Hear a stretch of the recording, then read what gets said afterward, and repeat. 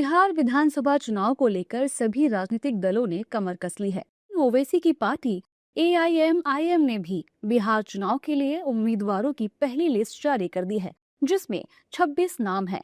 उनकी पार्टी ने ऐलान किया है कि इस बार 100 सीटों पर AIMIM चुनाव लड़ेगी। अब ओवैसी के 100 सीटों पर चुनाव लड़ने को लेकर राजनीतिक प्रतिक्रियाएं आ रही हैं।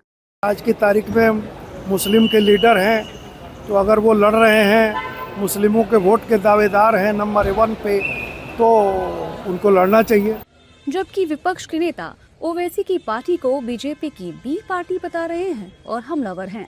लोकतंत्र में सभी को चुनाव लड़ने का अधिकार है, जिसने भी राजनीतिक पार्टी बनाई है, लेकिन सवाल इस बात का होता है कि किन सीटों पे आप चुनाव लड़ रहे हैं और आखिर किन सीटों पे आप फायदा पहुंचाना चाह रहे हैं। आप पूरे बिहार में चुनाव क्यों नहीं लड़ते हैं? आप सारी सीटों पे चुनाव क्यों नहीं लड़ते? आप तो कहते हैं कि आप बहुत बड़ी पार्टी हैं, बहुत बड़ा दल है, तो वो दल केवल चुनिंदा सीटों पे ही चुनाव क्यों लड़ता है? ये सवाल जब उठता है तो कहीं ना कहीं इस बात की ओर इशारा करता है कि वो किसी और की मदद करने के लिए चुनाव लड़ता है।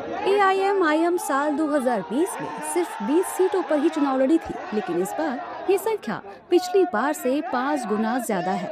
जीत कितनी सीटों पर होगी ये तो जनता तय करेगी, लेकिन हाँ, ये साफ है कि 100 सीटों पर चुनाव लड़ने से विपक्ष के मुस्लिम वोट जरूर कटेंगे।